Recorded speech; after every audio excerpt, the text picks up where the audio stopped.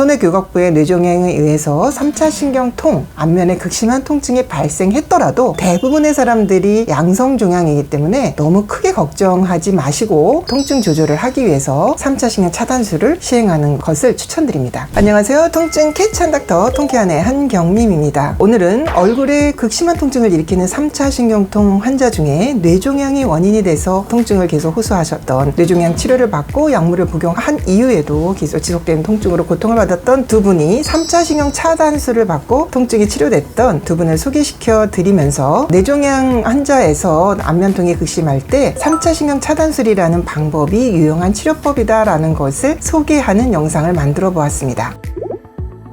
3차 신경통이라는 것은 안면에 극심한 통증이 오는 병인데요. 우리가 그래서 통증의 왕 중의 왕이다 라고 불리우고요. 특히 이 통증은 가만히 있을 때보다는 양치하고 세수하고 식사하고 대화하고 이런 기본적인 인간의 삶에서 통증을 유발하는 그런 경향이 있기 때문에 통증이 극심할 때 생활을 하기가 굉장히 어렵습니다.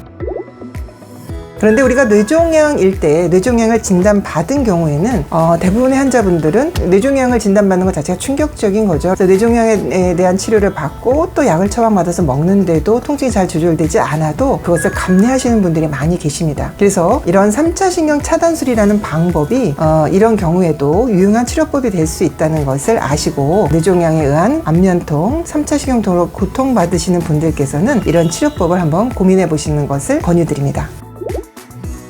3차 신경통을 일으키는 뇌종양은 손해교각부라는 그 부위에서 일어나는 종양입니다. 그래서 손해교각부라는 것은 뇌가 크게 대뇌가 있고 그 밑에 손해가 있게 되는데 그걸 연결하는 교각이라는 부분이 있습니다. 그래서 그 교각과 손해 있는 부위에서 생기는 종양을 손해교각부 종양이라고 하는데 이 부위에는 뇌신경 12개 중에서 5, 6, 7, 8, 90번의 신경이 빠져나오는 곳입니다. 그래서 각각 그 뇌종양이 어느 신경에 가깝게 신경을 압박하느냐에 따라서 각각의 뇌신경에 대한 증상을 일으키게 되는데 우리가 5번 신경이 3차 신경이죠. 그래서 안면의 감각신경이기 때문에 거기에 이제 종양이 압박을 한다면 안면 감각이 둔해질 수도 있고 반대로 극심한 3차 신경통을 일으키기도 합니다. 그리고 6번 신경인 경우에는 복시를 일으키게 되고요. 그 다음에 7번은 안면 마비를 일으키게 됩니다. 그리고 8번 신경은 청신경이기 때문에 이명이나 청력 감퇴나 청력 소실이 일어나게 되고요. 9번 신경 같은 경우는 설인신경이라 그래서 삼킬 때 통증을 일으키는 설인신경통이 발생하거나 아니면 9번, 10번 신경의 영향을 받아서 심하게 어지러움을 호소하게 되는 그런 증상들이 일어나게 되는데요. 이런 손해교각부의 뇌종양은 전체 뇌종양 중에서 10 내지 15%에 해당하고요. 그럼에도 불구하고 뇌종양 중에서도 불행 중 다행인 것은 이 부의 뇌종양의 98%는 양성종양입니다. 그래서 손해교각부의 뇌종양에 의해서 3차 신경통, 안면에 극심한 통증이 발생했더라도 대부분의 사람들이 양성종양이기 때문에 너무 크게 걱정하지 마시고 통증 조절을 하기 위해서 3차 신경 차단술을 시행하는 것을 추천드립니다.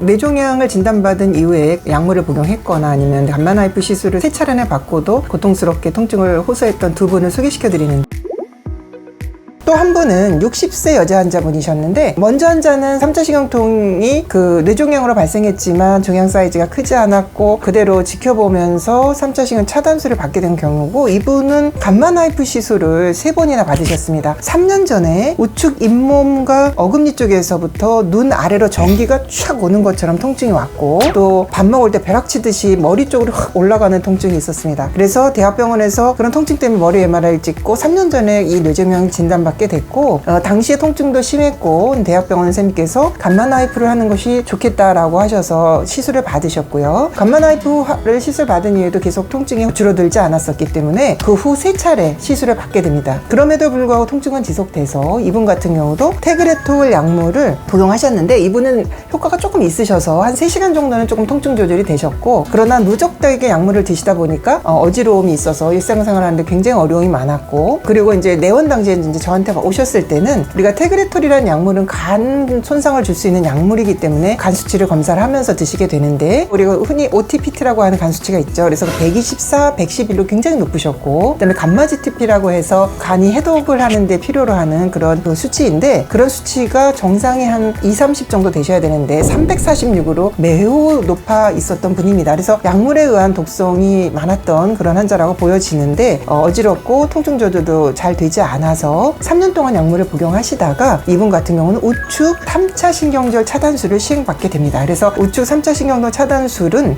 우리가 3차 신경이 있는 곳이 이 뇌의 속 부분이기 때문에 보통 입술 옆에로 바늘을 넣어서 이렇게 가게 됩니다. 뇌 속으로. 그래서 3차 신경절이 있는 난원공이라고 하는 그런 구멍을 우리가 시암이라고 하는 장비를 통해서 찾아서 환자한테 약물을 투입하는 그런 방법인데요. 그래서 3차 신경절 차단술 후에 약물을 복용하지 않고 통증이 없어져서 간 수치도 점점 떨어지고 있고요. 어지러움 없이 잘 생활하고 계십니다.